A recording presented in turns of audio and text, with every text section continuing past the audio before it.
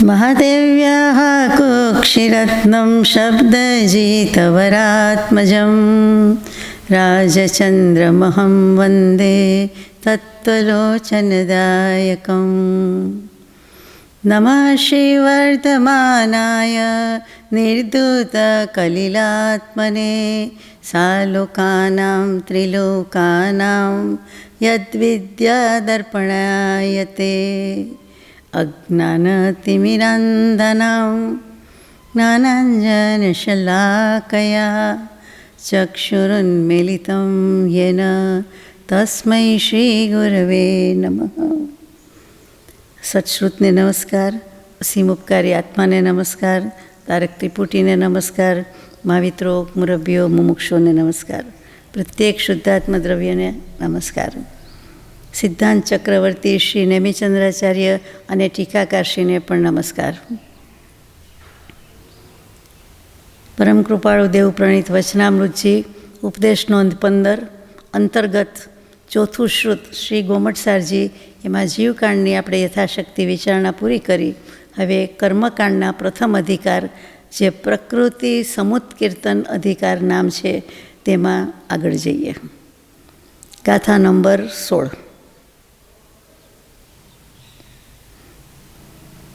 अब्बरहि दादुपूवं राणं तत्तो हि दंसणं होदी सम्मतमदो वीर्यं जीवाजीव गदमिति चरीमे। હવે આપણે 8 નામ તો બોલી ગયા, જ્ઞાનાવર્ણીય, દર્શનાવર્ણીય, વેદનીય, મોહનીય, આયુષ્ય, નામ, ગોત્ર અને અંતરાય ક્રમથી છે। હવે ક્રમ શા માટે છે એની વાત આવે છે। તો આત્માના ગુણમાં સૌથી પહેલો ગુણ કયો? જે જ્ઞાનાવર્ણીય કર્મ છે એની વાત કરીએ છીએ તો આત્માનો સૌથી પહેલો ગુણ, પ્રધાન ગુણ, મુખ્ય ગુણ, જે ગુણ ન હોય તો કાંઈ ન થાય એ કયો? તો કે જ્ઞાન ગુણ। પહેલો જ ગુણ જ્ઞાન મૂક્યો છે। શું કામ મૂક્યો? જગતમાં પછી જ્ઞાનાવર્ણીય કર્મ લાગ્યું, પણ શા માટે મૂક્યો જ્ઞાન ગુણ? તો કે સૌથી વધારે આદરણીય, માનનીય, વંદનીય, પૂજનીય કોઈ ગુણ હોય તો એ જ્ઞાન ગુણ જ છે। જ્ઞાન ગુણ સિવાય કાંઈ કરતાં કાંઈ અસ્તિત્વ જ ન હોઈ શકે। જ્ઞાન ગુણ ન હોય તો શું? કાંઈ પણ જાણવું, કહેવું, આ શું છે, કેમ છે, જ્ઞાન, જ્ઞાન ને જ્ઞાન। આને દર્શન કહેવાય કે આને ચારિત્ર કહેવાય કે આને તપ કહેવાય, એ પણ જ્ઞાન। આને શાસ્ત્ર કહેવાય ને આને પુસ્તક કહેવાય।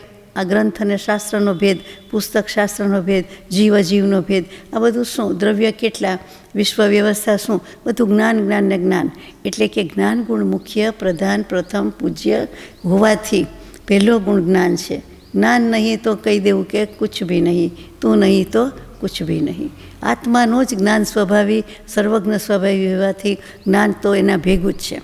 એટલે કે જ્ઞાન તો જોઈએ જોઈએ ને જોઈએ। આમ પણ બીજા 5 દ્રવ્ય તો અચેતન છે, જળ છે। તો જે છે તે ચેતયિતા, ચેતન તો એક આત્મા જ છે, ચૈતન્ય છે। એટલે ચૈતન્યનો ગુણ, એમાં જ્ઞાન દર્શન શબ્દ આવી ગયા। તો પહેલો જ છે, પ્રથમ, પહેલો, મુખ્યમાં મુખ્ય જ્ઞાન, જ્ઞાન ને જ્ઞાન। એટલે જ્ઞાન ગુણ છે એને આવરણ કરનારું કર્મ તે જ્ઞાનાવરણીય કર્મ। અત્યારે ખાલી શબ્દોની વ્યાખ્યા છે એમાંથી આપણે લીધું કે જ્ઞાનની વ્યાખ્યા આવી ગઈ। પછી બીજું દર્શન આવ્યું ક્રમની સાથે સાથે। તો કે જ્ઞાન સાથે દર્શન છે, જ્ઞાન દર્શન ગુણ ભેગા જ છે। હંમેશા 2 આંખ મુકાઈ છે જૈન કળશમાં તો જ્ઞાન દર્શનની આંખ છે। એટલે જ્ઞાન આવ્યું પછી દર્શન હોય જ। એટલે જ્ઞાન પછી દર્શન, કે માનો કે કાંઈ પણ જાણ્યું પછી દેખાય જ નહીં તો શું? કોઈ બતાવે નહીં, દેખાય જ નહીં તો પછી મનમાં, હવામાં કે બંધ આંખે તો એ તો હોય નહીં। એટલે પહેલાંમાં પહેલો જ્ઞાન, પછી મૂક્યો તે દર્શન ગુણ આવ્યું। એટલે જ્ઞાનાવરણ કર્મ, પછી દર્શનાવરણીય કર્મ આવે। પછી શું આવે? તો કે એની પછી મૂક્યું છે સમ્યક્ત્વ મૂક્યું છે। સમ્યક્ત્વ એટલે કે સુખ, આત્મા સુખ સ્વરૂપ છે પણ અનુભવ થાય ત્યારે। એટલે કે મોહનીય કર્મ જાય ને પછી થાય ત્યારે વેદન કરે છે। તો કે સુખની શાતાનું વેદન કોણ કરે? તો કે આત્મા જ કરે। તો કે જ્ઞાન, દર્શન, એટલે જ્ઞાનાવરણીય, દર્શનાવરણીય, પછી વેદનીય મૂક્યો કે વેદે છે એટલે અનુભવ કરવો નથી, અનુભવની વાત નથી આવતી, મોહનીય કર્મના ક્ષયની વાત નથી। અહીંયા વેદે છે એટલે વેદે છે। ઊંઘ સારી આવી તો આત્માને ખબર પડી કે ઊંઘ સારી આવી। ઊંઘ ન આવી તો એમાં આત્મા શું કરે, દેહ શું કરે? તો વાત શું આવી? તો એ સુખનું વેદન કે દુઃખનું વેદન, શાતાનું કે અશાતાનું, એ કોણ કરે છે? આત્મા કરે છે। તો કે ત્યાં વેદનીય કર્મ છે, સુખનો અનુભવ કે દુઃખનો અનુભવ કરે છે, એટલે ત્યાં એને પાછું જ્ઞાનાવરણીય, દર્શનાવરણીય, વેદનીય મૂક્યું. પછી મોહનીય કર્મની વાત આવે. એની પહેલાં અહીંયા લઈ લીધું છે કે વીર્ય એટલે શક્તિરૂપ. શક્તિ કોને કહેવાય? વીર્ય, વીરતા, ઉત્સાહ, ચેષ્ટા, જે કાંઈ કહો તે, પરાક્રમ જે કહો એ, તો કે વીર્ય એટલે ત્યાં એ ગુણને મૂકી દીધો છે. પછી એ વીર્ય શક્તિ બંનેમાં હોય તો કે બંનેમાં હોય, જીવ અને અજીવ બંનેમાં હોય. જીવમાં તો સમજાય કે જ્ઞાન આદિ ગુણને હિસાબે શક્તિ છે, બીજી બધી શક્તિ છે. પૂતગલમાં શક્તિ ક્યાંથી આવી? જળમાં શક્તિ ક્યાંથી આવી? તો કે શક્તિ તો છે જ, જળ ભાવે જળ પરિણામે કહીએ છીએ, પદાર્થ છે, ગમે એમ તો એ વસ્તુ છે. તો એનામાં પણ અનંત શક્તિ છે અને અચિંત્ય શક્તિ છે. તો એ શક્તિ આવી ગઈ એટલા માટે કહીએ. તો કે શરીર આદિની શક્તિ છે એ કઈ છે? પૂતગલ. અજીવ દ્રવ્યમાં તો શક્તિ જે છે તે છે, પણ આપણા શરીરમાં આપણા આત્માની સાથે રહેલું શરીર કે દેહ તો એ જડ છે, પૂતગલ છે. તો કે એમાં કેટલી શક્તિ છે? તો કે છે જ. આત્માને તો બધું પચાવવું હોય છે, પણ શરીરને પચાવવું નથી. આત્માને બધું કરવું છે, પણ કેટલુંક શરીર નથી કરી શકતો. હાથ પગ થાકી જાય છે, બધી ઇન્દ્રિયો થાકી જાય છે, વગેરે થાય છે. તો કે એ શક્તિ પણ છે અને થોડુંક અશક્ત, અસમર્થપણું પણ છે. શક્તિ તો ઘણી રહેલી છે, બધામાં છે જુદી જુદી, પણ થોડીક આત્મા જેવી અનંતમાં આવતું નથી. અનંત બોલાય છે, પણ એટલું અનલિમિટેડ કરી શકતું નથી એ પૂતગલ. બંનેમાં અનંત શક્તિ કીધી છે, અચિંત્ય શક્તિ પણ કહી બંનેને, તેમ છતાં ફેર છે. જીવમાં જ્ઞાનની શક્તિ છે, એટલે એને કોઈ પહોંચી આંબી શકે એમ જ નથી. એટલે ટૂંકમાં એનું નામ પાછળ આવે છે કે અંતરાય કર્મ છેલ્લે આવે ને, જ્ઞાનાવરણીય, દર્શનાવરણીય, વેદનીય, મોહનીય, આયુષ્ય, નામ, ગોત્ર, અંતરાય. તો કે અંતરાય કર્મ પાછળ શા માટે? પણ અંતરાય એટલે શું કહ્યું કે શક્તિ, તો શક્તિમાં અંતરાય કર્મ આવી જાય છે. કયું અંતરાય કર્મ આવે? 5 પ્રકારની અંતરાય છે, ધીમે ધીમે લઈશું. તો કે કોઈને કોઈ રીતે અંતરમ એતી આવી જાય છે. એટલે અંતર અને જે વ્યક્તિ ચેતન છે તે પોતે, એની બે વચ્ચે વ્યવધાન એટલે અંતર રાખી દે છે, ડિસ્ટન્સ આવી જાય છે, એટલે અંતર કહેવાય છે. વચ્ચે આડું આવી જાય છે, આડું લાકડું આવી જાય છે, એવી રીતે. હવે અંતરાય કર્મને ઘાતી કર્મના અંતમાં અને અઘાતીના અંતમાં શા માટે મૂક્યું? જો અંતરાય કર્મ ઘાતી જ કર્મ છે તો પણ એને ક્રમમાં છેલ્લે કેમ મૂક્યું? એ આપણને પ્રશ્ન થાય. તો એનો જવાબ પછીની ગાથામાં આવે છે. ગાથા નંબર 17. ગાદેવી અગાધિમ વા નિશેષમ ગાદણે અસક્કાદો રામતિયણી મિત્તાદો વિગમ પડીદમ અગાધિચરિમમિહ. અંતરાય કર્મ બીજા ઘાતી કર્મ જેવી રીતે આત્માના અનુજીવી ગુણોનો નાશ કરે છે, તેવી રીતે અંતરાય કર્મ કરી શકતું નથી. ભલે ઘાતી કર્મ છે, પણ એ સમસ્ત રીતે, સમસ્તપણે છે, બધી રીતે, સંયુક્ત રીતે કરી શકતું નથી. સામટો હલ્લો કરી શકતું નથી, બધી રીતે કરી શકતું નથી, બધા પ્રકારે કરી શકતું નથી. As a whole, in general, બધું એમ જઈએ ટોટાલિટીની દૃષ્ટિથી જુઓ તો કે એ એવી રીતે કરી શકતું નથી. અને સંયુક્તપણે કરી શકતું નથી, સમસ્તપણે. એટલે આમાં બધી રીતે એમાં બધા શબ્દ આવી જાય છે, બધા ભાવ આવી જાય છે. તો અંતરાય કર્મ એ જુદું પડે છે, ઘાતી કર્મ છે. તેમ છતાં જ્ઞાનાવરણીય, દર્શનાવરણીય, મોહનીય જે રીતે આત્માના અનુજીવી ગુણોનો નાશ કરે છે, એવી રીતે કરી શકતું નથી. અંતરાય કર્મને પોતાને જ લિમિટેશન્સ આવી અંતરાયની, કે કેટલુંક કરી શકે છે, કેટલુંક નથી કરી શકતું. છતાં ઘાતી કર્મમાં તો લેવું જ પડે છે, પણ બીજા જેટલું સમર્થ નથી. 4માં ચોથો નંબર, છેલ્લો નંબર, ઓછું બળ્યું, એટલે એટલા માટે એને છેલ્લે મૂકવામાં આવ્યું છે. નામમાં 8 નામમાં ક્રમમાં છેલ્લે મૂકવામાં આવ્યું છે. પછી નામ, ગોત્ર અને વેદનીય એ 3 કર્મના નિમિત્તથી જ પોતાનું કાર્ય કરે છે. કોણ? મોહનીય કર્મ છે એ ક્યારે કરે? અંતરાય કર્મ ક્યારે કામ કરે? તો કે નામ, ગોત્ર અને વેદનીય. એટલે વેદનીયથી આપણે લેવાનું કે વેદનીય વચ્ચે આવી ગયું તો વેદનીય કર્મ, અને પછી નામ અને ગોત્ર, એટલા માટે કરે છે. એનાથી આ કરે છે, એના નિમિત્તથી જ એનું કાર્ય થાય છે, એટલા માટે છેલ્લે મૂક્યું છે અંતરાય કર્મ. નહીં સમજાયું? સમજાઈ ગયું. આપણે આપણા ઉપર ઉતારવાનું એટલે સમજાઈ જાય. હવે બીજા કર્મનો ક્રમ કેવો છે? ગાથા નંબર 18. આવું બલેણ અવઠિદ્ધિ ભવસ્સ ઈદીણામ મા ઉપવમ તુ ભવમસ્સી યણિચ્યુચ્ચમ ઇદી ગોદમ્ણામ પૂવમ તુ. નામકર્મનું કાર્ય શું છે હું આપને પૂછું છું. આમાં તો લખ્યું છે નામકર્મ એટલે આપણે 103 પ્રકૃતિવાળું મોટું મોટું, અને આપણે જે બધું શરીરમાં ધરાવીએ છીએ તે, એટલે આપણને આપણી ખબર જ હોય કે જે 4 ગતિમાં જવાનું નક્કી કરે છે એ કોણ કરે છે. તો પછી નામકર્મ પ્રમાણે જ કહેવાય ને, આ મનુષ્ય, આ દેવ, આ દેવી, અથવા આ નારક, અથવા તિર્યંશ, અથવા પછી એમાં જે બધા ભાગ પડતા હોય તે. એટલે 4 ગતિ અથવા શરીર લેવાનું કામ, નામ શરીર કયા નામે બોલાવવા, તો જે કંઈ શરીર છે નામ છે, નામકર્મ છે, તો કે એનું કામ છે. એટલે 4 ગતિ અને એમાં કયું શરીર લેવાનું, સ્ત્રી પર્યાય, પુરુષ પર્યાય, નપુંસક પર્યાય, એ બધું જે નક્કી કરે છે. ઔદારિક શરીર, આહારક શરીર, વૈક્રિય, તેજસ, કર્મણ, કયું લેવાનું, શું લેવાનું, તો કે એ બધું તે નક્કી કરે છે. એટલે નામકર્મનું કામ તે છે. અને એ એકલું કરી શકતું નથી. આયુષ્ય બાંધે તો કંઈક નક્કી કરે ને. મારે દેવ થવાનું છે એમ તો કર્મ તો જડ છે, નક્કી ન થાય. આયુષ્ય કર્મ એટલે આ જીવ આયુષ્ય બાંધે એવા ભાવ કરે, આયુષ્ય કર્મ બંધાઈ જાય. એટલે આયુષ્ય કર્મના નિમિત્તે આયુષ્ય કર્મ નક્કી કરે છે, આયુષ્ય નક્કી થઈ જાય છે જીવનું. એટલા પછી નામકર્મ કહી શકીએ કે હવે આ મનુષ્ય થવાના, દેવ થવાના, અથવા ક્યાં જવાના. એટલે પેલું શા માટે મૂક્યું છે એમ કેવું છે, પેલું આયુષ્ય મૂક્યું છે. એનો જવાબ છે આયુષ્ય નામ ગોત્ર અંતરાય. એટલે આયુષ્ય નક્કી કરે આ બધાનું, અને પછી નક્કી થાય છે. હવે આયુષ્ય નક્કી કરે એટલે નામકર્મ નક્કી થઈ જાય, 4 ગતિ નક્કી થઈ જાય, શરીર નક્કી થઈ જાય. પછી શું નક્કી થઈ જાય? ગોત્ર કર્મ નક્કી થઈ જાય કે ઉચ્ચ કુટુંબમાં કે નીચ કુટુંબમાં, હલકા વર્ણમાં કે ઉજળા વર્ણમાં જન્મ લેવાનો છે, અથવા તો જે જાતિ ભેદ કહેવાતો હોય તેમાં, સવર્ણ કે અવર્ણ કે જે કહેવાતું હોય તે, તો કે ક્યાં જન્મવાનું છે. ઉચ્ચ કુટુંબ, આર્ય પુરુષ કે આર્ય સંસ્કારમાં કે અનાર્ય સંસ્કારમાં, હિન્દુસ્તાનમાં કે હિન્દુસ્તાન સિવાય, આર્ય ભૂમિમાં કે અનાર્ય ભૂમિમાં, એ બધું પછી નક્કી થાય છે. તો કે એ ગોત્ર ઉચ્ચ નીચ બે જ ભેદ રાખવાના છે, કાં તો ઊંચું હોય કાં તો નીચું હોય. એ બંનેની કમ્પેરિઝન છે, વચલું એમ આવતું નથી. પછી અંતરાય કર્મ તો આવી ગયું છે. તો અહીંયા જવાબ આપે છે કે નામકર્મથી શરીર મળે છે, પણ આયુષ્ય વિના કોઈ સ્થિતિ કરી શકતું નથી. આયુષ્ય કર્મનું નક્કી કરવાનું કામ શું છે કે આટલા વર્ષ એને રહેવાનું છે.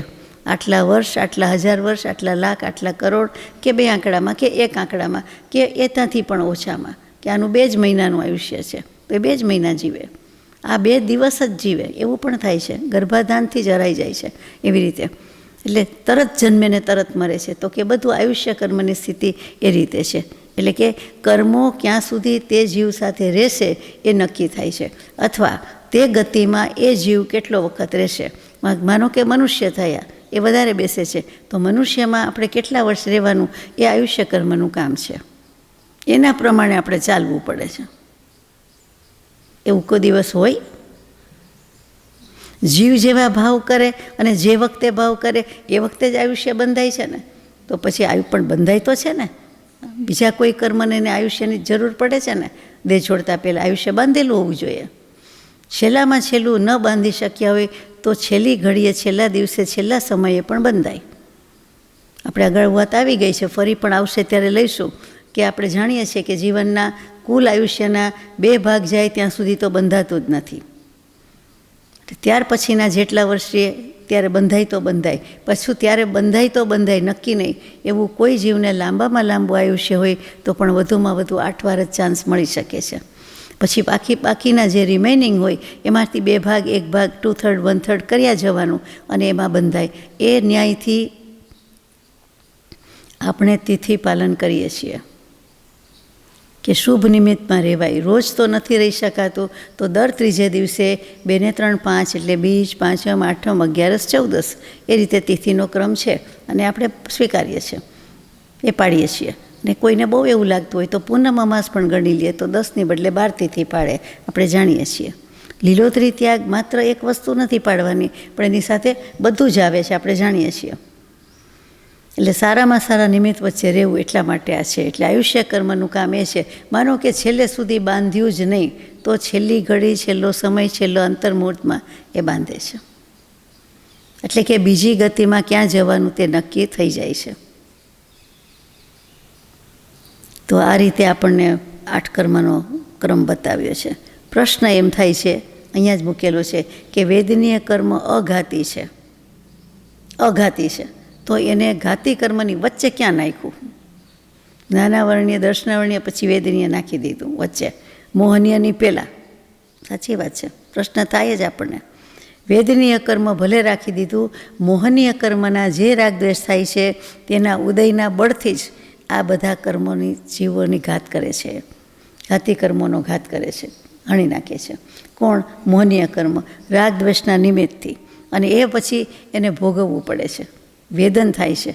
એટલે એને વેદન કોનું થાય છે? સુખનું કે દુઃખનું? તો કે રાગદ્વેષ વશાત, મોહ વશાત, અજ્ઞાન વશાત. અજ્ઞાન આમાં નથી લખ્યું, પણ એને કારણે એના જે ભાવો બગડે છે, જે કર્મ બંધાય છે, અને એનું પરિણામ જે આવે છે એ વેદનીય કર્મ છે. એટલે કાં તો શાતા લાગે ને કાં તો અશાતા લાગે, સુખ લાગે કે દુઃખ લાગે. એટલે એનું નિમિત્ત થાય છે ત્યારે થાય છે ને એમ કહેવાનું છે. એટલે એને મોહનીયની પહેલાં નાખી દીધું. ખરો જવાબ છે.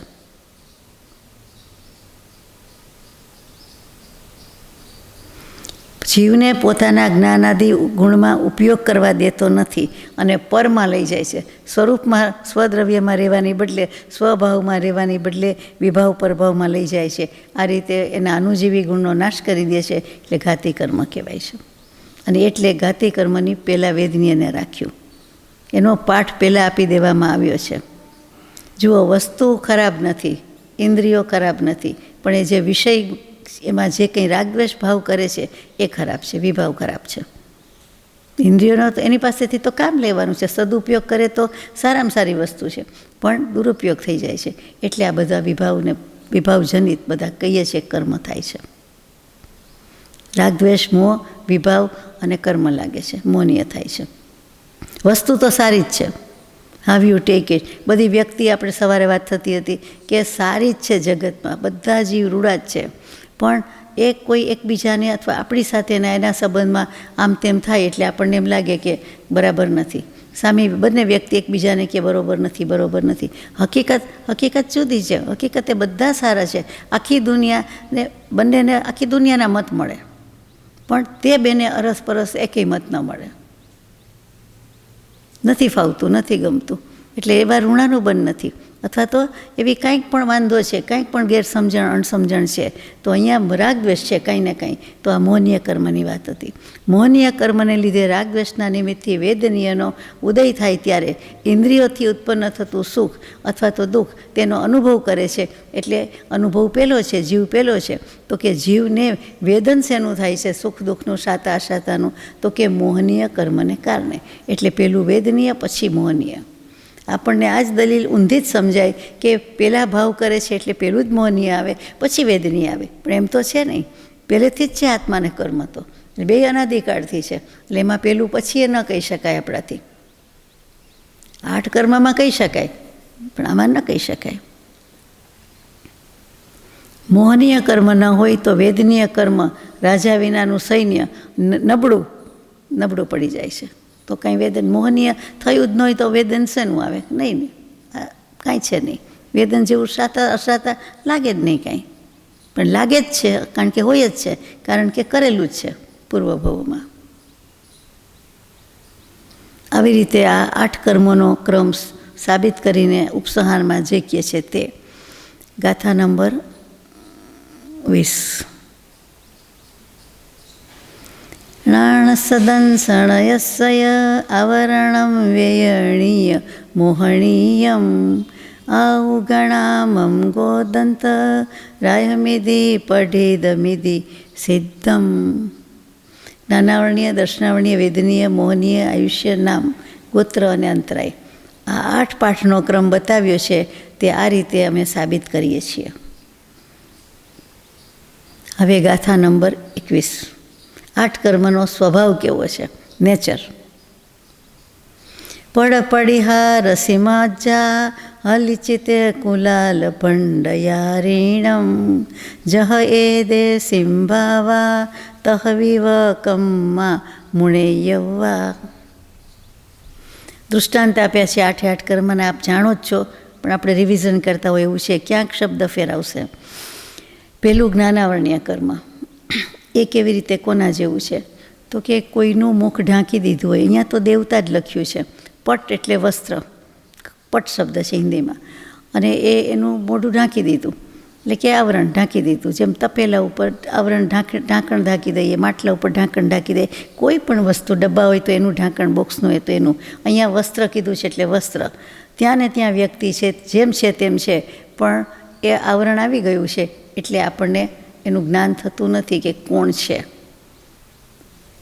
વધારે ડિટેલ્સ તો નહીં, પણ કોણ છે એટલી જ ખબર પડતી નથી. એટલે આખું ઢાંકી દીધું હોય કે ગમે તેમ. અહીંયા તો મુખ જ લખ્યું છે એટલે મુખથી જે ઓળખાણ થતી હોય કે આવો ફેસ છે કે આવા છે, તો એ દેખાતું નથી. એટલે કે આવરણ આવે છે, એટલે જ્ઞાનને આવરણ આવે છે. એ પહેલું એનો સ્વભાવ. આવરણ કરવાનો, આચ્છાદન કરવાનો, ઢાંકી દેવાનો, છુપાવી રાખવાનો, ગુપ્ત કરવાનો, એ જે કોઈ સ્વભાવ છે તે એ જ્ઞાનાવરણનો.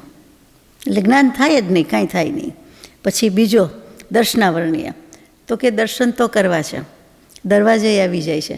ક્યાંક આપણે તીર્થયાત્રામાં ગયા હોઈએ તો દર્શન કરવા જઈએ, પછી કે ના એ મંદિર જે અત્યારે તો બંધ હોય, તો હવે શું કરશું? ચાવી છે, ચાવી નથી, તો શું કરશું? તો કે બાજુવાળા પાસે જોઈએ, પૂછી જ લેવાનું હોય, એમાં વિના સંકોચે. એટલે કાં ફોન નંબર આપ્યો હોય તો ફોન કરવાનો, એટલે આપણને આવે ત્યારે ખુલે.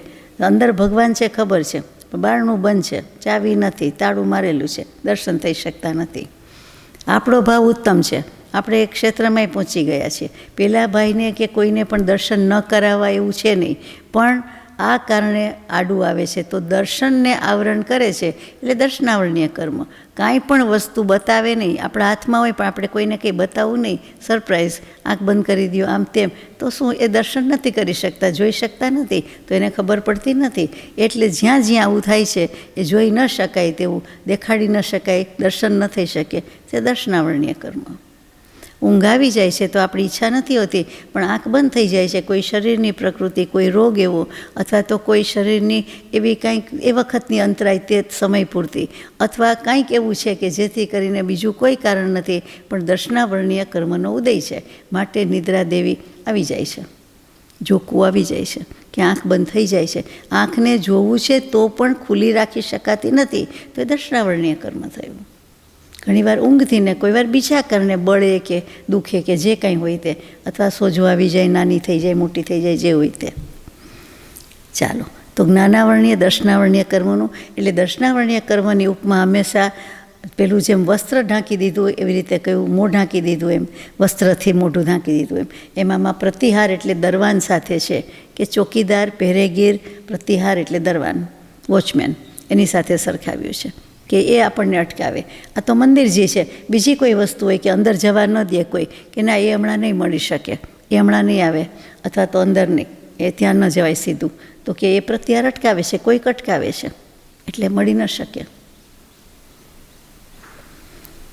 ડૉક્ટરની કેબિનમાં જવા ન દે ત્યાં સુધી આપણને દર્શન ન થાય ડૉક્ટરના, એવી રીતે સમજી શકાય જ્ઞાનાવરણીય દર્શનાવરણીય. પછી ત્રીજું વેદનીય કર્મ, એ કેવી રીતે હોય? તો કે શહદ, શહદ એટલે હિન્દીમાં મધ, એટલે મધથી લીપેલી અથવા તો ગુંપાયેલી જે કહેવાય મધ ચોપડેલી તલવાર હોય. તો કે આપણને તો ગોળ ભાવે છે, ચીકી ભાવે છે, તલ ભાવે છે, થોડુંક ચોટ્યું છે તો લઈ લઈએ, અથવા સારું લાગે. ગળપણની બહુ જ ખેવના થતી હોય તો પછી, અથવા કાંઈક એવું વ્યસન હોય, અથવા મન થયું હોય તો આપણને એમ થાય કે સેજ ચાટીને પેટ ભરી લઈએ, અથવા જીભને જરા મોઢાને સૂકું થઈ ગયું છે તો કરી લઈએ, તો એ મધ કોઈ ચાટી જાય, જેમ ગોળ ચાટી જાય, ખાંડ ચાટી જાય, સાકર લઈ લઈએ, એવી રીતે મધની વાત મૂકી છે. તો ત્યાં સુધી તો સમજાણું કે ચાલો ગમતું તો ઈચ્છતા હતા, જરૂર હતી, અને આપણે જે કંઈ સાકર ગોળ મધ હતું એ ચાટી લીધું. આપણે તો અભક્ષ્ય છે એટલે ખાલી વાત છે, પણ બધા જ આગમમાં મધની જ ઉપમા અપાઈ છે. પછી તે વખતે જીભ કપાઈ જાય છે, વસ્તુના બે ટુકડા થાય એમ જીભના બે ટુકડા થઈ જાય, અથવા કપાઈ જાય છે, વાગી જાય છે, તો એ કેવું અશાતાનું વેદન થયું, કે સારું કરવા જતાં, કંઈક ખાવા વાપરવા જતાં આપણને દુઃખનો અનુભવ થયો. તો કે વેદનીય કર્મને એ રીતે મૂકેલું છે કે મધ લીપેલી તલવાર એની સાથે મૂકેલું છે. અસી એટલે અસીને મ્યાન, અસી એટલે તલવાર, અને શહદ એટલે મધ. પછી ચોથું શરાબ સાથે મૂક્યું છે, મોહનીય કર્મ આવ્યું. તો આપણને એમ થાય કે આપણે તો ડ્રિંક્સ લેતા નથી, અભક્ષ્યનો ત્યાગ છે, આમ તેમ, અને કોઈ લેતું જ ન હોય તો પણ અહીંયા કેમ મૂક્યું? તો કે બધાને મોહ મદિરા તો છે જ, એટલે આપણે આમ કહેવાય કે લેતા નથી, શરાબ લેતા નથી, શરાબ ખરાબ છે અને લેવાની હોય જ નહીં, ત્યાગ છે, કોઈ દિવસ ન લઈએ. પણ અહીંયા જે વાત કરી દીધી તે પ્રમાણે વિચારતા મોહ મદિરા તો છે જ, થોડી કે જાજી, એટલે અજ્ઞાન છે, રાગદ્વેષ છે, મોહનીય કર્મ છે, તો એની સાથે સરખાવ્યું છે. કેવી રીતે એની સાથે? તો કે જેણે પીધું હોય એને ખબર હોય, તો કે ડ્રિંક્સ લીધું છે, લિકર લીધું છે, શરાબ લીધો છે, એને પોતાના સ્વરૂપનું ભાન જરાય હોતું નથી. પોતે ક્યાં છે, શું કરે છે, સૂતા છે, બેઠા છે, સામે વાઈફ છે, સિસ્ટર છે, મધર છે, એવોય ખ્યાલ રહેતો નથી, કોઈ બીજું છે એવોય ખ્યાલ રહેતો નથી. અને પોતે ગટરમાં પણ સૂઈ જાય છે, પડી જાય છે, અને ઉપરથી કૂતરું આવી જાય છે અને એના મોંમાં ખરાબી અશુચિ નાખી જાય છે, તો એને એમ થાય કે જાણે વરસાદનું પાણી આવ્યું, અથવા તો તરસ લાગી તેને પાણી પીધું. એટલે કોઈ જાતનું ભાન રહેતું નથી. શરૂઆતમાં કદાચ થોડુંક ભાન રહેતું હશે, પણ પછી તો જરાય રહેતું નથી. એટલા માટે શરાબ ખરાબ કીધેલી છે. બીજા તો અવગુણ આપણે જાણીએ છીએ, આપણને બોલવું ગમે નહીં એવું છે. તો કે એ જે વસ્તુ છે એને કારણે જે આંખે પડળ આવી જાય છે, કોઈ જાતનો સારાસરનો હિતાહિતનો વિવેક જ રહેતો નથી. હું કોણ છું એનો વિવેક તો ભલે બીજા મુમુક્ષુને નહીં હોય, આપણને નહીં હોય, ચાલો કે હું કોણ, ક્યાંથી થયો, શું મારું ખરું સ્વરૂપ છે, આત્મ સ્વરૂપનો નિર્ણય ભલે ન થયો હોય, પણ બીજી તો ખબર પડે છે હું કોણ છું, શું છું. આ તો કોઈ ભાન જ નથી, બેભાન અવસ્થા આવી જાય છે, મૂર્છિત અવસ્થા આવી જાય છે. અને મોહ છે એ મારી નથી નાખતું, પણ વિકળ કરે છે, મૂંઝવે છે, હેરાન કરે છે. એટલે ઓકેઝનલ લેવામાં, પાર્ટીમાં લેવામાં, એકવાર ચાખવામાં પણ ભયંકર નુકસાન છે. એ એકવારમાંથી જ બધું અનેકવાર થાય છે અને અનંતું નુકસાન થાય છે, આપણે જાણીએ છીએ. તો આ મોહનીય કર્મ એટલું જ બળ્યું છે, એટલું જ પ્રબળ સબળ મોહ છે, જે વ્યામોહ કહીએ છીએ, એ મારી નાખે છે આપણને.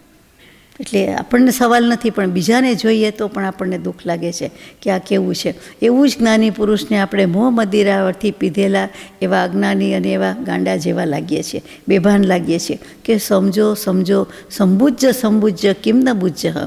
ચંડ કૌશિક સાપને કીધું એ જ આપણને કહે છે કે જીવો બોધ પામો, બોધ પામો. કેમ બોધ પામતા નથી? એ જ વસ્તુ છે કે કેમ મોહ મૂકી શકતા નથી. મોહ મૂંઝવે છે, મૂંઝવણ બહુ ખરાબ વસ્તુ છે. મારી નાખીએ જુદી વાત છે.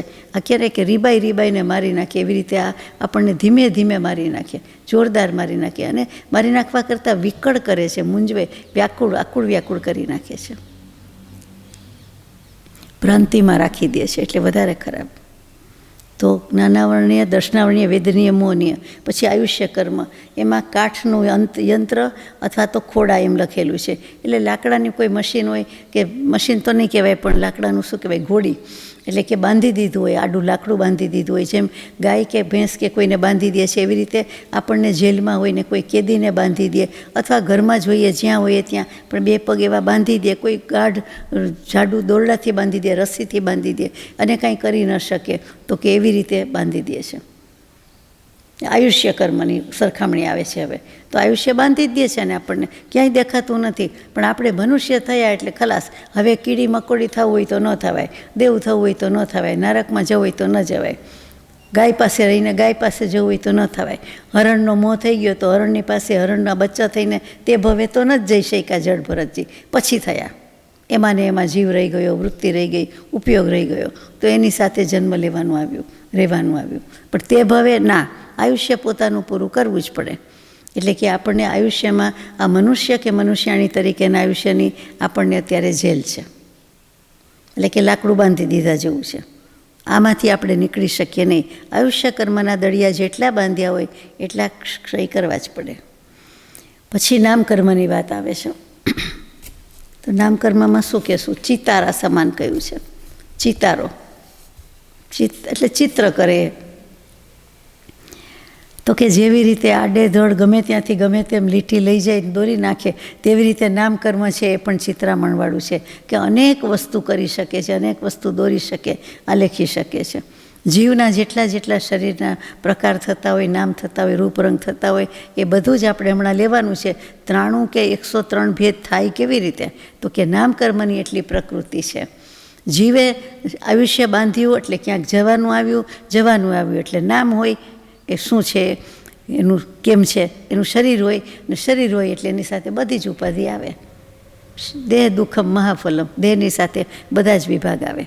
એટલે અહીંયા આયુષ્ય કર્મ આ રીતે પૂરું થઈ જાય છે. પછી કયું આવે? નામકર્મ આવે.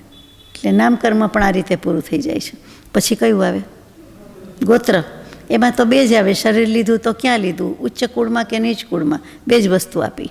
પછી ઉચ્ચ કુળ નીચ કુળમાં ઘણા ભેદ છે, અને સમયાંતરે દરેક અવસરપીણી ઉત્સર્પિણી પ્રમાણે થોડા નામ વગેરે બદલાય પણ ખરું. બધી વસ્તુ બદલાય, કુળ ને બધું બદલાય. પણ આમાં અત્યારે તો આટલું જ છે કે ઉચ્ચ અને નીચ ગોત્ર. જગતમાં કાં ઉપર અને કાં નીચે, બીજે ક્યાં જાય એમ. પછી કયું રહ્યું? અંતરાય કર્મ. અંતરાય કર્મ એટલે શું?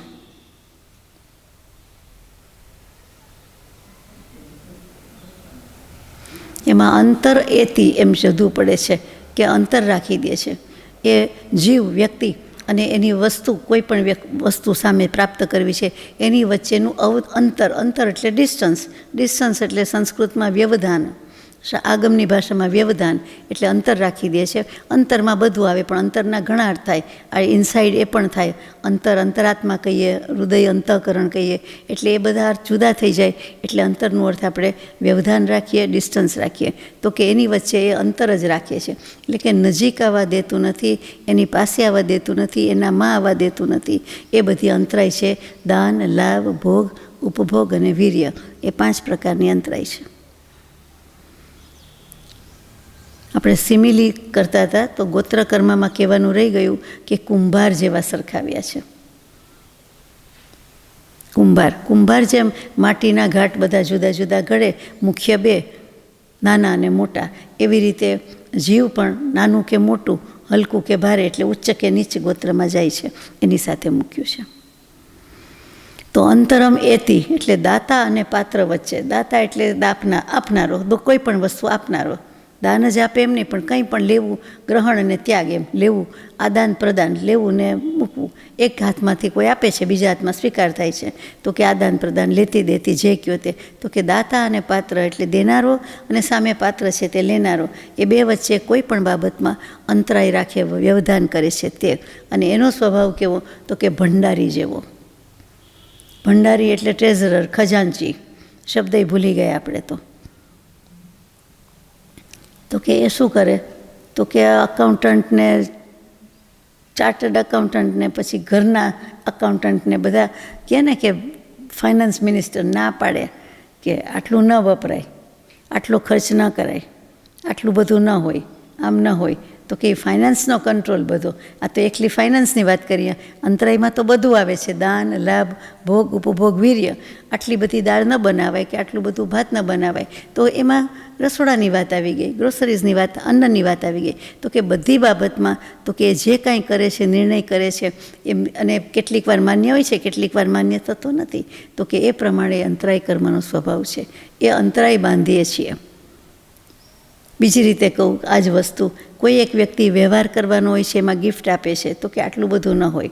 પછી કહેવા પૂરતું નહીં, ખરેખર. પછી આ કોઈ સલાહ માંગે છે, તો આપણે કહીએ ના, આપણા સંબંધ પ્રમાણે આટલું બધું ન હોય, આપણે આટલું આપીએ છીએ. અથવા ઇન ટર્મ્સ ઓફ મની, કે ચાલો આટલા રૂપિયા આપવાના છે, અથવા તો આટલા રૂપિયાનો વ્યવહાર છે. તો બીજા કહે કે આટલા બધા હોય જ નહીં, સવાલ જ નથી, ગાંડા થઈ ગયા છો, આટલું આ જસ્ટ ટુ મચ, એમ કરીને ના પાડે. તો ના પાડે એને અંતરાય કર્મ લાગે. હવે વ્યવહારમાં નિર્ણય તો લેવા જ પડે, વડીલોને વધારે લેવા પડે, નાનાને ઓછા લેવા પડે. પણ હવે એવું કાંઈ રહ્યું નથી. નાના પાછું કે ના, અમારી સ્વેચ્છા આમ જ છે, અમારે મનમોજી કે મનસુફી, મારે આટલું આપવું જ છે, કે મારે આટલું કરવું છે. તો ત્યાં નાનાનો નિર્ણય આવ્યો. તો કે એમાં જે બધું થાય, જે કોઈ વચ્ચે અંતરાય લે છે તેની વાત છે. ક્યાંય ગયા હોઈએ, કોઈ સ્ટાફને આપવાની વાત હોય ને આપણે કહીએ કે ના, આટલું બધું બક્ષિસ ના હોય, આટલું બધું ન હોય, ચાલો વ્યવહારની બદલે બક્ષિસની વાત, તો ત્યાં પણ આપણાથી ના કહેવાય જાય. પૂછ્યું હોય ને ના કહેવાય જાય. આપણે સામાન્ય સલાહ રૂપે કહીએ કે ચાલ આટલો છે, વ્યવહાર આટલો છે, બધા આટલું જ કરે છે, અથવા આટલા બસ છે, ચાલે. પણ સામાન્ય એમ હોય કે મારે આપવા જ છે, તો પછી ત્યાં વચ્ચે આવીએ કે ના, હું પછી આપી દઈશ, અથવા હું રાખું છું, એ તો બનાય જ નહીં, બનાવાય જ નહીં, કહેવાય જ નહીં, કરાય જ નહીં. એ ધંધા તો બંધ જ છે. એ તો ચોરીનો આરોપ લાગે આપણને કે એને ના પાડી આપણે રાખીએ અને પછી આપીએ. માનો કે પછી ભૂલી ગયા કે મીનવાઇલ દેહ છૂટી ગયો તો એટલું દેવું રહી જાય છે, ખોટે ખોટું. એટલે એવું કેટલુંક તો કરાય જ નહીં, અમુક વસ્તુમાં પડાય જ નહીં. તો પણ જે હાના કરવી પડે છે ત્યાં આપણને અંતરાય કર્મ લાગે. જેવો ભાવ, ઘણીવાર શિષ્ટાચાર અને સૂચના સલાહની રીતે આપણે કહેવું પણ પડે, એ પણ એટલું જ સાચું છે. આપણો રોલ છે, આપણી જવાબદારી છે, આપણે એને પૂછ્યું છે, જવાબ આપવાનો છે. પણ આવું થાય, એમાં જેવો ભાવ થઈ જાય ને એ મુખ્ય છે. ઘણીવાર ના પાડો છતાં ભાવ ન હોય, ભાવમાં તેમ જ હોય, ભલે ને ગરીબ માણસ છે, આપો ને વાંધો નહીં, તો ત્યાં આપણને આપણી અંતરાય હળવી બંધાય બિલકુલ, કે આપણે કહેવું પડે એટલે આપણે કહ્યું, પણ ખરેખર આપણો ભાવ એવો નથી કે એને ન મળે. એટલે આ બધું અપેક્ષા એ છે. સમજવા માટે ઘરેલું દૃષ્ટાંત જે મને યાદ આવે તે કહેવાય જાય છે. ચાલો, આવી રીતે અંતરાય કર્મ તો હોય જ છે ને ઘણી બધી વસ્તુમાં, કે ના આટલું નહીં, આટલું ન પીરસો, આટલું નહીં. ઘણા નિર્ણય વારંવાર ડે ટુ ડે લાઈફમાં લેવા જ પડતા હોય છે અને ત્યાં અંતરાય લાગ્યા જ કરે છે. એક પુસ્તકની વાત હોય, જ્ઞાનની વાત હોય, એ પુસ્તક આપવામાં કોઈને ઢીલ કરીએ અથવા ના પાડી દઈએ એટલે આપણને જોરદાર જ્ઞાનાવરણીય તો લાગે જ છે. અને એવું આપણે આજ સુધીમાં ક્યારેક તો કર્યું જ હશે. અનેક વાર ન કર્યું હોય, બધી વાર ન કર્યું હોય, પણ એક વાર તો જીવનમાં કર્યું જ હશે. ભણ્યા, સ્ટુડન્ટ લાઈફ યાદ કરીએ તો કર્યું જ હોય, મોટે ભાગે કર્યું હોય. અને મુમુક્ષુ તરીકે થયા પછી તો ન જ કરવું જોઈએ. જ્ઞાનાવરણીયનું જાણ્યા પછી તો ન જ કરાય. આપણે આપવામાં ઢીલ કરીએ કે કાલે આપી દઈશ કે પછી આપું છું, અને મીનવાઇલ ભૂલી જઈએ તો પણ આપણે જ્ઞાનાવરણ તો લાગે છે. થોડું લાંબુ કહેવાય જાય છે, માફ કરજો, પણ આ આપણે આ રોજબરોજની વાત છે, ઘટના છે. એટલે એવી અંતરાય ન લેવાય.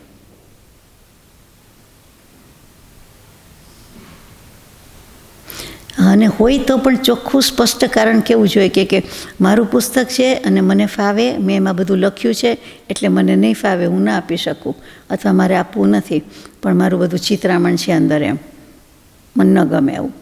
એવી રીતે પણ એમ કહીએ કે પુસ્તક બગડી જાય એટલે તમને ન આપવું, તમે સાચવતા નથી. વાત સાચી હોય અને ન જ આપવું જોઈએ એવું થાય પણ ખરું, પણ એમ મોઢા મોઢ કહેવાતું નથી, કહી શકાય નહીં. એ કહેવામાં આપણે ચૂકીએ છીએ, વ્યવહાર ખોટો છે. મીઠું બોલવું એમ પણ નથી, પણ કારણ સાચું કહી દેવાની જરૂર છે કે મને મારી ફાવે, મારી નોટ બધું લખ્યું હોય તો ન ફાવે મને આપવાનું. પણ આપણે કહીએ કે મારે વાંચવું છે એટલે ન ફાવે, તો વાંચવું છે તો એ જ ટાઈમે વાંચવું છે, તો પણ ભાગ પાડવા જોઈએ કે તમે દિવસે વાંચી લેશો, રાત્રે હું વાંચીશ. અગર તમે રાત્રે વાંચજો, દિવસે હું વાંચી લઈશ, તો આપણને અંતરાય નથી લાગતી. નહીંતર જ્ઞાનાવરણની અંતરાય લાગે. સરખા ભાઈ બહેન, ફ્રેન્ડ સર્કલ, તો બધાએ પેન પેન્સિલ લઈ લીધા હોય, એવી બધી કરી હોય તો એ ચોરીનો ત્યાં આરોપ છે. ત્યાં અંતરાય નહીં પણ ચોરી. પણ એમાં ઉર્ફે પરિણામમાં અંતરાય છે જ, કે આપણે લઈ લીધી એટલે લખી ન શકીએ, અથવા એ જ છુપાવી દીધું એટલે એટલો પ્રોગ્રામ ડીલે થાય, લખવા વાંચવાનો, અભ્યાસ કરવાનો. એટલે આપણે અંતરાય તો લીધી છે ને. એવી રીતે આપણે કહીએ કે શું આખો દિવસ સત્સંગ કર્યા કરવાનો અને વાંચ કર્યા કરવાનું કે ભક્તિ કરવાની, તમારે તો ધંધો જ નથી, તમારે તો આ જ છે બધું, તમારે તારે જે આપણા સંબંધ હોય તે પ્રમાણે. અને કોઈનું જોઈને આપણને એમ થાય તો અંતરાય તો છે જ. અને એમાં ના પાડીએ કે હું કહું છું ને કે નહીં વાંચવાનું, થોડીક વાર બહાર જાઓ, થોડીક વાર ઘરમાંથી બહાર નીકળી જાઓ, અથવા તો વાંચવાથી દૂર જતા રહ્યો, બીજું કંઈ નિમિત્ત શોધો, થોડી વાર માઇન્ડ ચેન્જ કરો, માઇન્ડ ફ્રેશ કરો, બહાર જાઓ. તો એ શું છે? વાંચવામાંથી બહાર જાઓ, લખવામાંથી, અભ્યાસમાંથી, ભણવામાંથી, કે have a change, have a vacation. શું છે? ત્યારે જરૂર નથી, પણ તો એ અંતરાય જ છે. એટલે આવી વસ્તુ તો આપણે થતી જ હોય. એવી જ રીતે કોઈ સંસ્થામાં હોય અને પછી આપણને નિર્ણય લેવા પડે કે કોઈ એકલા ઘરે વાંચવાનું નથી, તો એ પણ જ્ઞાનાવરણીય, દર્શનાવરણીય બંને બંધાય છે. 6 પ્રકારે બંધાય, એમાં મોટો ભેદ છે, મોટો પ્રકાર છે, એ બંધાય. એટલે કેટલાક નિયમ લેતા, કેટલાક નિર્ણય કરતાં ઘણા બધા બંધાઈ જવાય, તે આનું નામ છે. જેટલી જવાબદારીવાળી જગ્યા વધારે હોય આપણી વહીવટમાં, સંચાલનમાં, કે વડીલ એટલે ઘરમાં, તો એટલા નિર્ણયમાં આપણને આવા બધા દોષ વધારે લાગે. અંતરાય જ છે. બાળકોને કહેવું પડે એ શિક્ષણની વાત જુદી છે અને બીજી વાત જુદી છે. છતાં એમાં મનમાં આપણને ભાવ હોવો જોઈએ કે હું ના કહું છું પણ એના હિતાર્થે કહું છું કે સમજવા માટે કહું છું, બાકી મારે આવી અંતરાય લેવાય નહીં. ઘણા ફર્ધર સ્ટડીની ના પડે, ઘણા કારણ હોઈ શકે, તો એ પણ એને અભ્યાસમાં અંતરાય તો લીધે જ.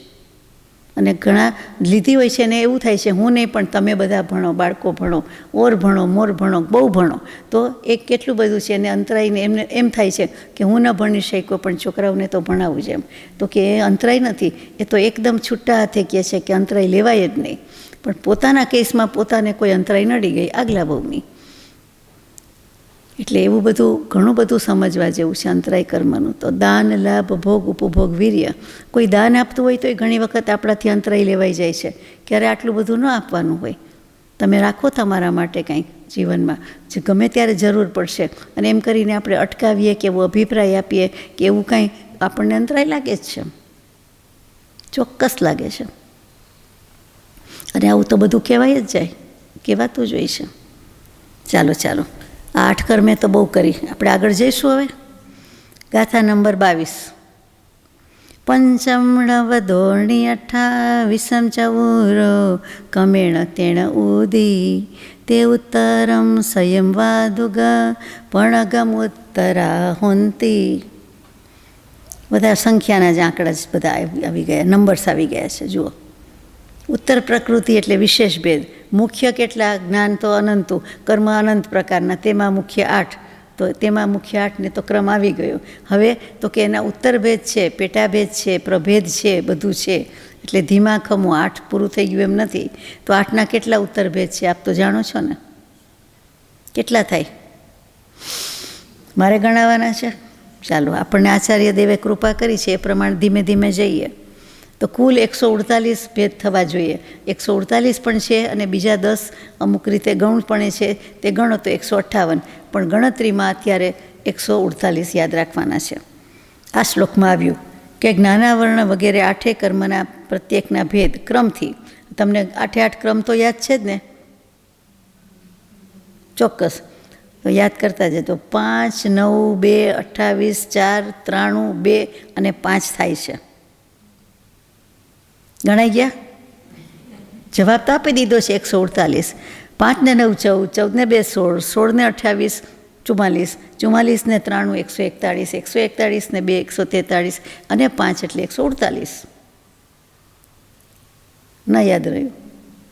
ખબર જ છે તો ધીમે ધીમે લખાય. જ્ઞાનાવરણીય 5, એટલી વારમાં દિવસ પૂરો થઈ જાય. ચાલો, જ્ઞાનાવર્ણ્યની 5, દર્શનાવર્ણ્યની 9, વેદન્યની 2, મોહનીયની 28. પછી કયું કર્મ આવે? આયુષ્યની 4, નામ કર્મની 93. અહીંયા 93 ગણવાની છે, 93. અને પેલી 10 ઉમેરો તો 103 થાય, એટલે 93 ગણવાની. અને પછી શું આવ્યું? ગોત્રની 2 અને અંતરાય કર્મની 5. આવડે તો છે બધું. ચાલો, આ તો આમાં આવ્યું એટલે આપણે વાંચીએ. થઈ ગયું પુનરાવર્તન. આ જે ગાથામાં આવ્યું તે 5 જ્ઞાનની આપણે જે વાત કરી તે મતિ જ્ઞાનાવરણ, શ્રુત જ્ઞાનાવરણ, અવધિ જ્ઞાનાવરણ, મનોપર્યોગ જ્ઞાનાવરણ અને કેવલ જ્ઞાનાવરણ. આ જ્ઞાનાવરણીય કર્મની 5 પ્રકૃતિ થઈ. દર્શનાવરણની 9 છે. અહીંયા જે ક્રમ છે તે વાંચું. ચક્ષુ દર્શનાવરણ, અચક્ષુ દર્શનાવરણ, અવધિ દર્શનાવરણ, કેવલ દર્શનાવરણ. પછી 5 નિદ્રા મૂકી છે. તો નિદ્રાના ક્રમમાં છેલ્લેથી મૂક્યું સ્નાન ગૃદ્ધિ. સ્નાન યાદ આવે ને, નાહવાનું સ્નાન, એવી રીતે સ્નાન નહીં પણ સ્ત્યાન, STY. એટલે સ્ત્યાન ગૃદ્ધિ, પછી નિદ્રા નિદ્રા, પછી પ્રચલા પ્રચલા, પછી નિદ્રા અને પ્રચલા. એટલે ક્રમ બદલાઈ ગયો છે. એ 5 નિદ્રા આપણે આજ સુધી કદાચ વાંચતા ભણતા આવ્યા એનાથી જુદો ક્રમ છે. એટલે 4 ને 5 9. એટલે આ દર્શનાવર્ણીય કર્મની 9 પ્રકૃતિ થઈ. ઘણીવાર સત્સંગ ભક્તિ દરમિયાન જ ઊંઘ આવે. સ્કૂલ કોલેજ લેક્ચર્સ દરમિયાન ત્યારે જ ઊંઘ આવે, બાકી ન આવે. શરીરની પ્રકૃતિ પણ બરાબર જ હોય તેમ છતાં તો કે ત્યાં દર્શનાવર્ણીય કર્મનો ઉદય છે. ચા પીને બેઠા હોય તો પણ, ફ્રેશ થઈને બેઠા હોય, આખી રાત ઊંઘી ગયા હોય તો પણ ઊંઘ આવે. જોકે વધુ ઊંઘે ને વધુ ઊંઘ આવે. એક નિયમ છે, વધુ ઊંઘ કરી હોય, ધાર્યા કરતાં, જરૂર કરતાં, હોવા કરતાં વધારે ઊંઘે એને વધારે જ ઊંઘ આવે, એ નિયમ છે. અને આહાર, નિદ્રા અને પ્રમાદ ત્રણેય વસ્તુ વધાર્યા વધે અને ઘટાડ્યા ઘટે. માટે આપણે વધારવાના છે કે ઘટાડવાના? આપ કહેજો મને. આહારમાં તો બધા હોશિયાર છે, કહે છે ઘટાડવાનો જ છે અને ઘટાડી જ દીધો છે, પણ નિદ્રામાં કેમ થતું નથી ઘટાડો એ ખબર નથી. અને પ્રમાદમાં તો એનાથી પણ જાય, ઓછો થઈ ગયો, પ્રમાદ વધતો જાય, નિદ્રા વધતી જાય અને આહાર ઘટતો જાય, પછી શરીર ઇમ્બેલેન્સ થાય કે નહીં, પ્રકૃતિ બધી નડે કે નહીં, બધા દર્દ આવી શકે કે નહીં, દેખીતી વાત છે. આમાં બધા જવાબ છે, આમાં કહી દીધું કે આવું કરવું નહીં. ચાલો ગાથા નંબર 23. આમાં એટલું જ હતું ગાથામાં, હવે વિગત આવે તો 5 નિદ્રાની જ વાત આવી. થીણુદયેણુઠ વિદ્યે સોવદિકમમ કરે દિજપદીય નિદ્દાણિદુદયેણ યણ દિઠ્ઠી મુગ્ગા દિદુમ શક્કો. શક્કો એટલે શક્ય. સ્યાનગૃદ્ધિ દર્શનાવરણ કર્મના ઉદયથી ગમે તેટલું ઉઠાડો તો પણ સૂતેલો જ રહે, કોઈ રીતે ઉઠે નહીં. એટલું જ નહીં પણ એ ઊંઘમાં એવા કાર્ય કરી આવે ને એવું બોલે કે કોઈ જાતનું એને ભાન હોતું નથી, સાવધાની હોતી નથી, નિદ્રા હોતી નથી. આ આપણી વાત નથી, આ કોઈ વિરલા કેસની વાત છે. એટલે જેટલું બોલાય એટલું બોલવું. આ કઈ નિદ્રા છે? સ્યાનગૃદ્ધિ, થીણદ્ધિ.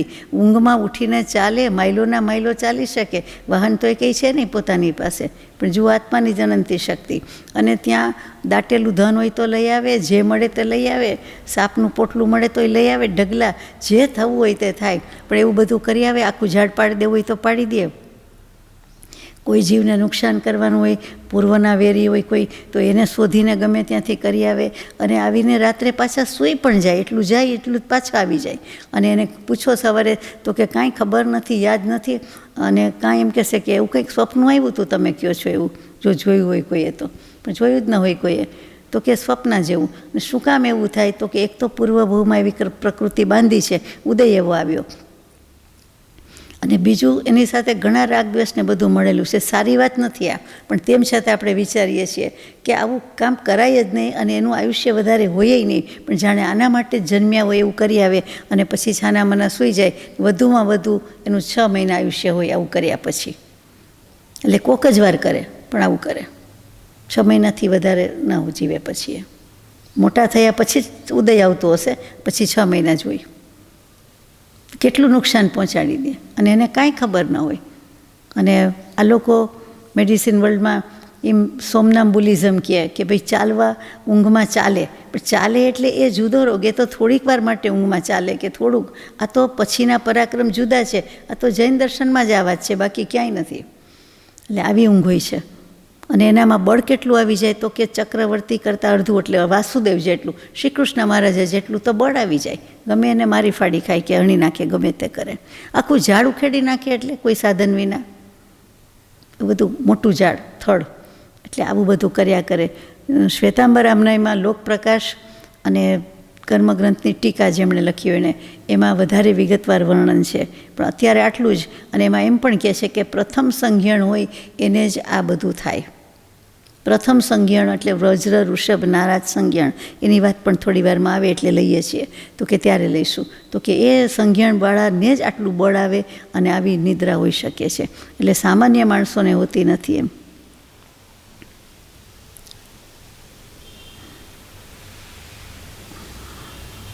તમે ગમે એટલું કરો તો પણ આંખ ખુલ્લી રાખી જ ન શકે, જાણે મોટો રોગ આવ્યો હોય તેમ, એવી ઊંઘ.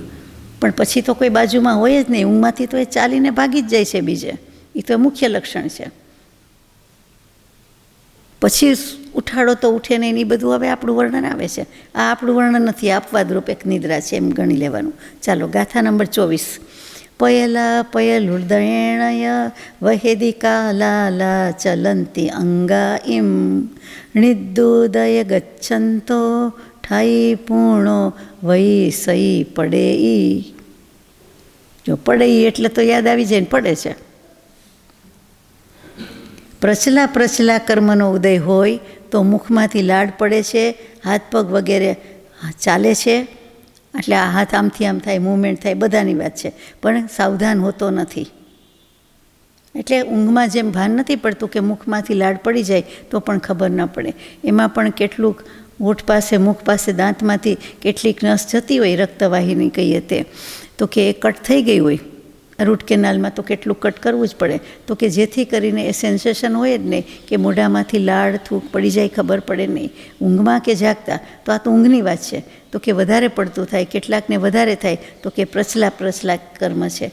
એ મોઢું ખુલ્લું રાખવાની ટેવ હોય અને બોડીમાં એટલું સિક્રેશન એ પ્રમાણે થતું હોય કે ગમે તેમ, તો કે એ કર્મનો ઉદય છે એમાં પણ. એટલે હાથ પગ વગેરે અંગ ચલાવે, જે આમથી આમ માથું નાખે, આમથી આમ હાથ નાખે, આમથી આમ કરે. ઘણા તો બહુ જ પડખા ફેરવીને બહુ બધું કરતા હોય, તો કે પણ એને પોતાને ઉપયોગ સાવધાની કાંઈ નથી. પછી નિદ્રા કર્મના ઉદયથી ચાલતા ચાલતા પણ ઊભો થઈ જાય, ઊંઘમાં ચાલે, ઊભો રહી જાય, બેસી જાય, પડી જાય, એવી બધી ક્રિયા કરે, એ એકલી નિદ્રા કર્મ છે. ઊંઘ જ છે અને ઊંઘમાં આવું બધું કરે છે. ચાલવું તો પડે, પણ ચાલતા ચાલતા પાછો ઊભો રહી જાય, બેસી જાય, પડી જાય, બધું થાય છે. આપણે કહીએ ને કે મોટા થયા કે નબળાઈ લાગે છે, કે અથવા તો કંઈક આવો રોગ થયો છે, દર્દ થયું છે, એને કારણે થાય છે. પણ એના કારણમાં મૂળમાં શું, તો કે નિદ્રા વખતે જ વધારે હેરાન કરે, રાત્રે જ, ગમે તેટલું લાઇટેડ રાખ્યું હોય તો પણ. ચાલો આગળની ગાથા છે 25મી. પયલુદયેણય જીવો ઈસુમેલીય સુવે સુત્તોવી ઈસમ જાણદે મુહુમ સોવદે મંદમ. પ્રચલા કર્મના ઉદયથી, એટલે નિદ્રામાં જ નામ આપ્યા છે, કે આ જીવ આંખ ઉઘાડીને બંધ કરે છે, આંખ ઉઘાડી રાખીને સૂઈ જાય છે. ઘણા આંખ ખુલ્લી હોય, બિલકુલ સૂઈ ગયા હોય, પણ આંખ બિલકુલ ખુલ્લી હોય, કોઈ દર્દ રોગ થયો હોય, નિદાન કાંઈ નહીં, પણ ટેવ જ એવી. અને સૂતા સૂતા પાછું થોડોક જાગતો પણ હોય છે, પછી થોડીક વારે પાછું સૂઈ જાય છે, ધીમું ધીમું. ઊંઘવાનું ઓછું છે અને જાગવાનું વધારે છે. આ નિદ્રા, આ તો ગમે આપણને ખબર છે, કૂતરા જેવી છે, એટલે શ્વાન નિદ્રા કહીએ છીએ તે. અને એ નિદ્રા તો બહુ જરૂરી છે, સારી કહેવાય. બધી નિદ્રામાં ઉત્તમ જ્ઞાની પુરુષે પણ કીધી છે, આમાં લખ્યું છે સબ નિદ્રાઓ સે ઉત્તમ હૈ. આ પ્રમાણે દર્શનાવર્ણીય કર્મના ભેદ કયા.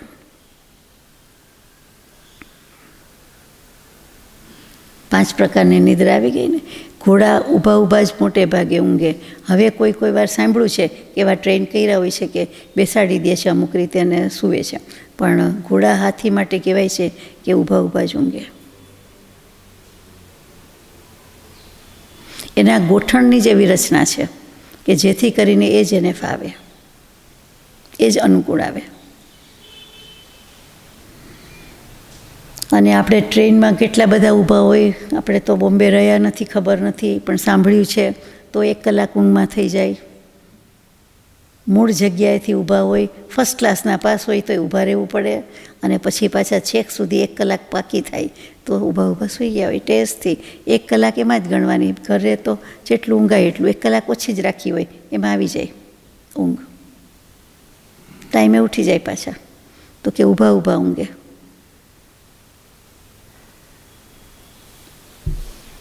આપણામાંથી કોઈ છે ઊભા ઊંઘી શકે નહીં?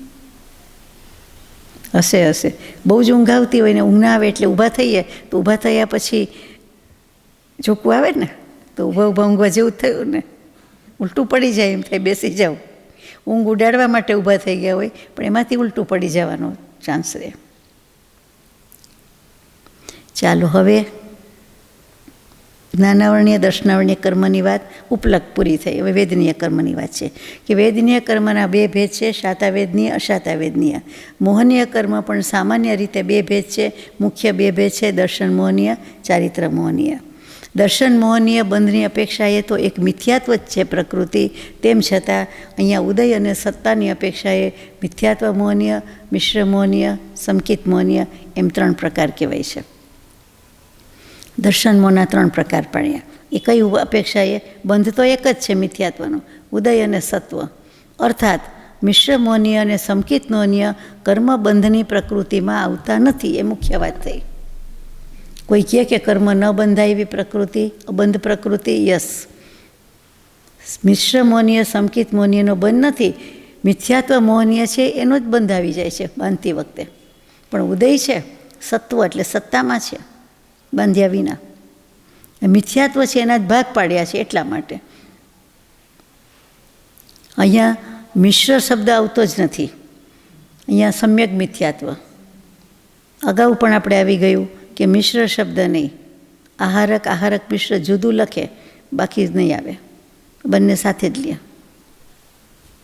અર્થ તો એ જ છે, પહેલી પ્રકૃતિ મિથ્યાત્વ, બીજી સમ્યક મિથ્યાત્વ, ત્રીજી સમ્યક્ત્વ પ્રકૃતિ. આપણે એમ બોલીએ મિથ્યાત્વ મોહનીય, મિશ્ર મોહનીય, સંકેત મોહનીય. એ ગોખાઈ ગયું છે એટલે મોઢે આવી જાય, એક જ છે બંને, શબ્દભેદ છે.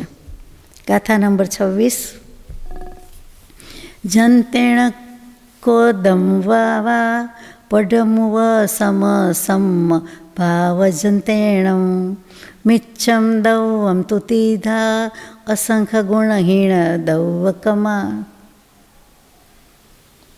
આવ્યું બધું. પ્રથમ ઉપશમ સંકેત થાય છે ત્યારે જે મિથ્યાત્વના 3 પુંજ ઢગલી કરવામાં આવે છે તે વાત આવે છે કે યંત્ર એટલે ઘંટી અથવા ચક્કીની જેમ કોદરા, કોદો લખ્યું છે, કોદો એટલે કોદરો અનાજ આવે છે, ગુજરાતીમાં ધાન્ય અનાજ કહીએ તે કોદરો, અહીંયા કોદો. એટલે એની જેમ તો કે યંત્રમાં પીલે છે તેમ, એટલે કે મિથ્યાત્વનો લોટ કરતા હોય, કોદરાનો લોટ, એવી રીતે પ્રથમ ઉપશમ સંકેત વખતે, એટલે પ્રથમ ઉપશમ સંકેતના યંત્રથી, મશીન કયું? પ્રથમ ઉપશમ સંકેત. એમાં મિથ્યાત્વરૂપી કર્મદ્રવ્ય એટલે દળિયા, પ્રમાણ, મિથ્યાત્વના દળિયા ક્રમથી અસંખ્યાત ગુણા ઓછા થઈને કમ હોકર 3 પ્રકારના થઈ જાય છે. મિથ્યાત્વ મોહનીયના દળિયા જેટલા છે એમાંથી પ્રથમ ઉપશમ સંકેત થાય ત્યારે એનાથી અસંખ્યાત ગણા ઓછા થાય છે. પછી મિશ્ર મોહનીયમાં, પછી મિશ્ર મોહનીય કરતાં સંકેત મોહનીય વખતે અસંખ્યાત ગુણા ઓછા થઈ જાય છે, એટલે કે મિથ્યાત્વ કપાતું જાય છે. મિથ્યાત્વનો દોર, મિથ્યાત્વની દોરી એમાંથી પોણી કપાઈ જાય છે એમ કેવું છે. આ અસંખ્યાત ગુણી કેવું છે આમાં તો. એટલે કેટલું બધું ઓછું થઈ ગયું. તો કે આ મિથ્યાત્વના દળિયા આમ થતાં ઉપશમ સંકેત રૂપી યંત્ર દ્વારા આ 3 પ્રકૃતિ રૂપે પરિણમી જાય છે. આ રીતે આખી પ્રોસેસ છે એમ કહે છે. એટલે એક મિથ્યાત્વના દર્શન મોહનીયના આ રીતે 3 ભેદ થાય છે: મિથ્યાત્વ મોહનીય, મિશ્ર મોહનીય, સમ્યક્ત્વ મોહનીય. ત્યાર પછી ચારિત્ર મોહનીયની વાત આવે. એના 2 ભેદ મૂક્યા છે, એક કષાય વેદનીય, બીજું નો કષાય વેદનીય. તો કષાય વેદનીયમાં આપણે જાણીએ છીએ 16 કષાય કહીએ છીએ: અનંતાનુબંધી, અપ્રત્યાખ્યાની, પ્રત્યાખ્યાની અને સંજ્વલન. અને નો કષાયમાં હાસ્ય, રતિ, અરતિ, ભય, શોક, જુગુપ્સા, સ્ત્રીવેદ, પુરુષવેદ, નપુંસકવેદ. આપણને આ રીતે મોઢે થઈ ગયા છે એટલે આપણે બોલીએ છીએ. એ જ કષાય છે, એ જ ક્રમ છે. ક્રમમાં નો કષાયના ક્રમમાં ફરક આવે છે. પહેલા ક્રમમાં કોઈ ફેર નથી, અનંતાનુબંધી જ પહેલો, પછી અપ્રત્યાખ્યાન, પછી પ્રત્યાખ્યાન, પછી સંજ્વલન. પણ નો કષાયમાં જે ક્રમ છે તે અહીંયા વાંચું છું: પુરુષવેદ, સ્ત્રીવેદ, નપુંસકવેદ, રતિ, અરતિ, હાસ્ય, શોક, ભય, જુગુપ્સા. ક્રમ બદલાય છે. કષાય નો કષાયનો ભેદ આગળ આવશે ત્યારે લઈશું, આપણે જાણીએ છીએ. આયુષ્ય કર્મ 4 પ્રકારનું છે: નરકાયુ, તિર્યંચાયુ, મનુષ્યાયુ અને દેવાયુષ્ય. અને નામ કર્મની વાત આવી તો કે એમાં પિંડ પ્રકૃતિ અને અપિંડ પ્રકૃતિ. પિંડ પ્રકૃતિ એટલે ભેદવાળી, અને અપિંડ પ્રકૃતિ એટલે કે ભેદરહિત, અભેદ પ્રકૃતિ. એ કેવી રીતે છે એ પણ આપણે લઈએ છીએ. પિંડ પ્રકૃતિ 14 પ્રકારની કીધી. પહેલું ગતિ, એટલે નરક, તિર્યંચ, મનુષ્ય અને દેવ. એટલે એમાં ભેદ પડી ગયા, જુદી જુદી જગ્યાએ છે, જુદું જુદું છે. એક શરીરમાં નથી, એક જીવમાં નથી, એમ એ જુદું પડ્યું. પછી 2 જાતિ, બીજો નંબર જાતિ. જાતિ એટલે એકેન્દ્રિય, 2 ઇન્દ્રિય, 3 ઇન્દ્રિય, 4 ઇન્દ્રિય, પંચેન્દ્રિય, એટલે 5 ને જાતિ કહેવાય.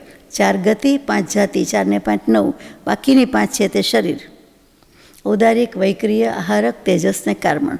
એ 14. આ 14 ને પિંડ પ્રકૃતિ કીધી કે દરેક વસ્તુ જુદી છે, ભેદ છે. અને પેલી અભેદ છે. પિંડ પ્રકૃતિ ભેદવાળી કીધી અને અપિંડ પ્રકૃતિ ભેદ વિનાની કીધી. આપણે હમણાં બોલી ગયા તો કેવી કહેવાય? 14 ભેદવાળી કહેવાય, પિંડ પ્રકૃતિ કહેવાય, જુદી જુદી છે. પછીની ગાથા એક લઈ લઈએ કે 5 શરીરના ભેદ બતાવે છે, સંયોગી ભેદ બતાવે છે. તેજા કમ્મે હિમતીએ તેજા કમ્મેણ કમ્મણા કમ્મમ કય સંજોગે ચદુ દુગ એકમ ચ પયડી પ્રકૃતિ આવી. તેજસ શરીર અને કાર્મણની સાથે સાથે ઔદારિક, વૈક્રિય અને આહારક શરીરનો આપસમાં ભેદ કરતાં 4 ભેદ થાય છે. એટલે 4 તરી 12 ભેદ થઈ ગયા. તેજસ કાર્મણની આ 3 સાથે ગુણીએ એટલે એ પ્રમાણે 12 ભેદ થયા. પછી કાર્મણ શરીરની સાથે તેજસ શરીરના 2 ભેદ અને કાર્મણ શરીર સાથે કાર્મણનો સંબંધ હોવાથી 1 ભેદ, એ 3 ઉમેરતા તેજસ કાર્મણના પોતાના એટલે 12 + 3 એટલે 15 ભેદ કયા છે. જુઓ, 15 ભેદ એક કાયયોગ કહીએ છીએ એ, અને અહીંયા 15 ભેદ જુદી રીતે ગણાવ્યા છે તો એ જ. આપણે જે 15 ભેદે યોગ કહીએ છીએ એમાં 7 યોગ, કાય યોગ 7 જ કહીએ છીએ. એ 7ની બદલે અહીંયા 15 કયા, એ મોટો ભેદ છે. અને પેલી 15 પ્રકૃતિમાં 4 મનના, 4 વચનના અને 7 કાયાના એમ યોગ, એમ 15 પ્રકારે કહીએ. આખો ફરક છે. અહીંયા મન વચન લીધું જ નથી, કારણ કે શરીર માત્રની વાત છે. 5 પ્રકારના શરીરની જ વાત છે. એટલે અહીંયા મનોયોગ કે વચન યોગનું કામ નથી. એટલે અહીંયા 7 ભેદ છે એટલું નથી, પણ કાય યોગમાં અહીંયા 15 પ્રકારે મૂકેલા છે. આ ડિફરન્સ આવ્યો. અને 15માં પણ 5 કાઢી નાખો, મિશ્ર હોવાથી આમાં લખ્યું છે તો કે 10 ભેદ જ ગણવાના છે. પછી દાખલો આપ્યો છે કે જેવી રીતે ચક્રવર્તી વિકુર્વીને એટલે કે વિક્રિયા કરે છે, એ 96,000માં 1 ઓછો એટલા શરીર વિકુર્વે છે, એ પોતે ઔદારિકમાંથી જ કરે છે. ચક્રવર્તીને વૈક્રિય શરીરની લબ્ધિ છે, એની શક્તિ છે ચક્રવર્તીપણાના હિસાબે. તો 96,000 પત્ની છે, 96,000 રાણી છે, તો 96,000માં 1 ઓછી એટલે કે પટરાણીને એક બાજુ મૂકી દીધા, એની સાથે એવા સંબંધ નથી. એટલે કે બાકી બધા 96,000માં 1 ઓછા એટલે બોલવાનું મન થાય. તો કે એની સાથેનો એને જે સંયોગ, સંભોગ, સંબંધ છે એટલા માટે ઔદારિક શરીર છે. પોતે તો એક જ જીવ છે, એક જ આત્મા છે. તો 96,000 સ્ત્રી સાથે કેવી રીતે હોય? તો કે વૈક્રિય શરીર રૂપે એમ ગણવાનું. વૈક્રિય શબ્દ નથી, ઔદારિકમાંથી જ ઔદારિક શરીર બનાવે છે. એ રીતે વિકુર્વે છે. રૂપ એટલે રૂપ વિકુરવાની શક્તિ છે, એ અપેક્ષા એ વૈક્રિય, બાકી નહીં. એટલે લબ્ધિના અર્થમાં ગયું. શરીર તો ઔદારિક જ છે, એટલે ઔદારિક શરીર કહેવાય છે. એટલે એનો ઔદારિક શરીરમાં જ એને અંતર્ભૂત કરવું, એટલે એમાં સમાઈ જાય છે, ઇન્ક્લુડ થઈ જાય છે. આ રીતે આ પ્રકારે 5 શરીર કીધા છે. પછી 5 બંધન, 5 સંઘાત, 6 સંસ્થાન, 7 શરીર અંગોપાંગ, એ બધાની વાત આપણે આવતીકાલે લઈશું. સહજાત્મ સ્વરૂપ પરમ ગુરુ.